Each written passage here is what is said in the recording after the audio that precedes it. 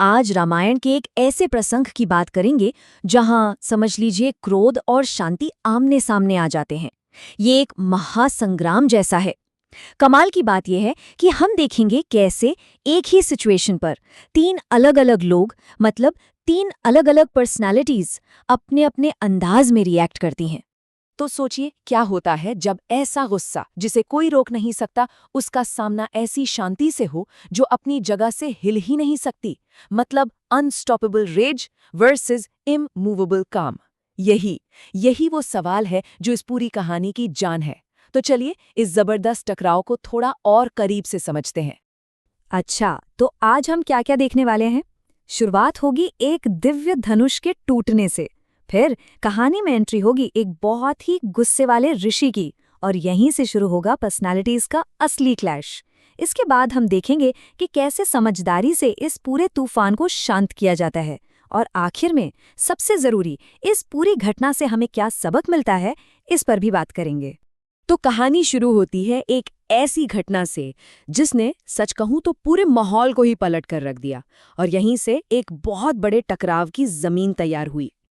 बात है सीता स्वयंवर की, और वो ऐतिहासिक पल आता है जब भगवान राम वो कर दिखाते हैं जो किसी ने सोचा भी नहीं था। वो भगवान शिव के दिव्य धनुष को तोड़ देते हैं।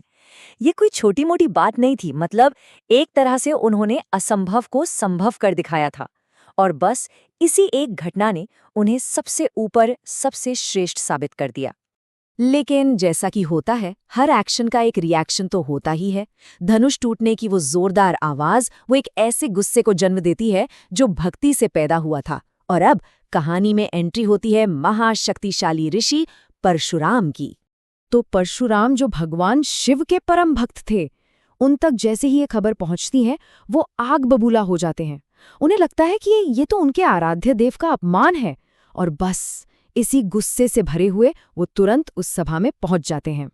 और उनके सभा में कदम रखते ही सोचिए, पिन ड्रॉप साइलेंस, हर तरफ सन्नाटा छा जाता है। उनकी वो शक्तिशाली मौजूदगी और गुस्से से गरजती हुई आवाज पूरी सभा में गूंजती है। किसने शिव धनुष तोड़ा? ये सिर्फ एक सवाल नहीं था, ये एक खुली चुनौती थी। और अब आता है कहानी का सबसे मजेदार हिस्सा। सिचुएशन एक है लेकिन किरदार तीन, लक्ष्मण, राम और परशुराम। और तीनों की रिएक्शंस एक दूसरे से एकदम जुदा, बिल्कुल अलग। यहाँ पर दोनों भाइयों का स्वभाव देखिए, एकदम ऑपोजिट। एक तरफ है लक्ष्मण जो ताने कसते हैं, सीधे सीधे भिड़ जाते हैं, उन्हें ऋषि के गुस्से से जरा भी डर नहीं लगता। और दूसरी तरफ है राम जो बिल्कुल शांत हैं, सम्मान से बात कर रहे हैं और बस किसी तरह सिचुएशन को संभालने की कोशिश कर रहे हैं। अब लक्ष्मण जी अपने तेज स्वभाव के चलते परशुराम को और भड़का देते हैं। वो एक तरह से मजाक उड़ाते हुए कहते हैं कि अरे धनुष तो पुराना था, टूट गया तो टूट गया, इसमें इतना गुस्सा करने वाली क्या बात है। और बस उनकी यही बातें समझ लीजिए आग में घी डालने का काम करती हैं। इस टकराव के तीन मुख्य किरदारों को देखें तो तस्वीर बिल्कुल साफ हो जाती है। राम जो शांत और समझदार है, लक्ष्मण जो बहादुर और मुंहफट है लेकिन हाँ थोड़े इम्पल्सिव भी हैं, और फिर है परशुराम जो शक्तिशाली हैं, गुस्सैल हैं, लेकिन उनमें एक खास बात है, सच सामने आने पर उसे स्वीकार करने की हिम्मत भी रखते हैं।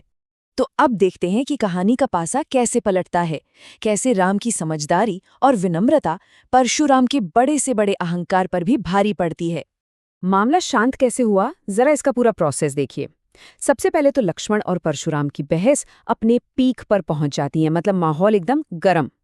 तब राम बीच में आते हैं, बहुत ही विनम्रता के साथ। फिर परशुराम राम के शब्दों से उनकी शांत और दिव्य नेचर को पहचान लेते हैं, और बस देखते ही देखते उनका गुस्सा सम्मान में बदल जाता है। और यही था कहानी का टर्निंग पॉइंट। परशुराम को ये रियलाइज होता है कि राम कोई आम इंसान नहीं बल्कि एक दिव्य शक्ति हैं, भगवान विष्णु के अवतार। और ये एहसास होते ही वो बड़े से बड़ा शक्तिशाली गुस्सा भी शांत हो जाता है। तो सवाल ये है कि इस पूरे किस्से से हमें क्या सीखने को मिलता है। चलिए इस पुरानी कहानी से जो ज्ञान मिला है उसे अपनी आज की जिंदगी से जोड़कर देखते हैं। इसका जो कोर मैसेज है ना, वो बिल्कुल सीधा और साफ है।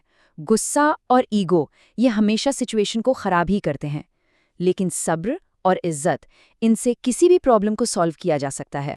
हर एक कैरेक्टर से हमें एक बहुत जरूरी सीख मिलती है। लक्ष्मण से पता चलता है कि कैसे ताने और ओवर कॉन्फिडेंस एक बुरी सिचुएशन को और भी बदतर बना सकते हैं। राम हमें सिखाते हैं कि शांति और विनम्रता से बड़ी मुश्किल भी हल हो सकती है। और परशुराम, वो हमें याद दिलाते हैं कि असली ताकतवर वो नहीं जो गुस्सा करे, बल्कि वो है जो सच को स्वीकार कर ले। और इन सब बातों को हम अपनी डेली लाइफ में भी तो इस्तेमाल कर सकते हैं। जैसे जब कोई गुस्से में हो तो कोशिश करें कि हम शांत रहें। जरूरी नहीं कि हर बात का जवाब गुस्से से ही दिया जाए। और ये तो हमेशा याद रखना चाहिए कि इज्जत देने से ही इज्जत मिलती है। तो मतलब सारी बात का निचोड़ बस इतना सा है, असली ताकत वो गुस्से में नहीं होती, असली ताकत तो सेल्फ कंट्रोल और सब्र में होती है। यही इस पूरी कहानी का सार है। और जाते जाते एक सवाल अपने आप से पूछने के लिए है कि जब भी कोई टकराव होता है, कोई झगड़ा होता है, तो उसमें हमारा रोल क्या होता है? क्या हम भड़काने वाले बनते हैं या शांति कायम करने वाले, या फिर सिर्फ अपनी ताकत दिखाने वाले? इस पर सोचिएगा जरूर।